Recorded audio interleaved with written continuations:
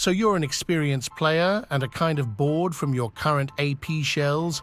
You want to add some spice to the game and not just mindlessly shoot enemies, as that is no more fun to you. Well, look no further, as this ultimate high explosive shell guide will give you just that. Okay, let's start by picking out the tanks you would actually want to use for this purpose. Although most tanks have HE available, they don't all have the same effect. I recommend you only use tanks with a gun caliber of at least 120mm or higher, and for the TNT equivalent, which you may find here, to be at least 3.5 kilograms. Unfortunately, a lot of the mid-tier vehicles with a high caliber are either premium, that means only buyable for gold, or event vehicles which aren't available anymore. You have a much broader choice with top-tier, non-premium vehicles. Alright, here you have the stats of an 122mm HE shell with a little animation, which you can also find in the game. If you are inexperienced, you will want to follow and do just like in the animation. Especially remember this part, it is pretty much the most important one. See the way the HE shell detonates hitting the turret, not damaging it, but penetrating though the hull below. That is exactly what you want to do. Basically, always aim for spots above, but close to the top of the hull so that the shell keeps all of its explosive energy until the impact, releasing it and breaking through the hull's weak spot. Well, what if you're faced with an enemy that doesn't have a weak spot like this?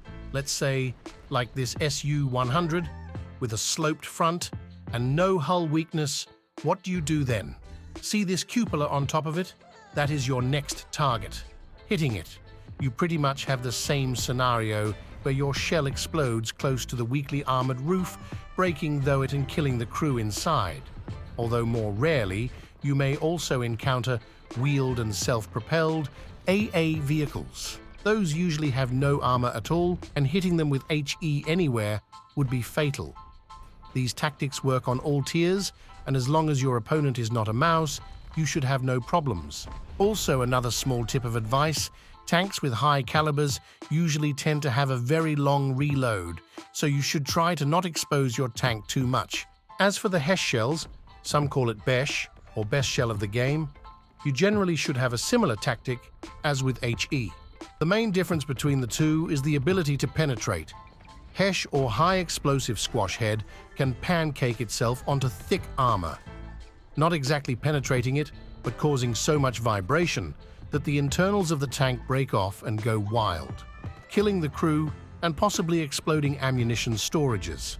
Although the shell doesn't really care about armor thickness, you generally shouldn't rely on frontal hits on the hull, unless you know what you are doing, like for example, in this clip. Unless you know that the enemy ammo lies exactly in that spot, I suggest you aim for something else. Like again, the bottom of the turret, close to the hull, or like in this example, the top of the turret. This is also usually a guaranteed kill if landed correctly. Out of all of this, we have one exception though, the FV4005. This thing denies all the rules I have stated so far. With 21 kilos of explosive power and a gun caliber of 183mm, it bends the fabric of reality. Having a max load of only 12 shells is still enough for this beast to snipe enemies from the shadows. Although slowly, it has a reload time of like 30 seconds, but surely. If you see one of those aiming your way, just know, no armor can save you from it. It will either one-shot you or break all possible external modules. Gameplay-wise, it really is not a bad tank. Though you should still count with a limited turret rotation and a reverse speed of a damn grandma trying to park her car. Generally, you would still want to apply the rules I've stated before, especially for targets with thick armor you may encounter on this tier, like the Jag Tiger or the Tiger II. If you have any unanswered questions, feel free to ask them in the comments. I'll try to answer them all. Thanks for watching, and see you next time.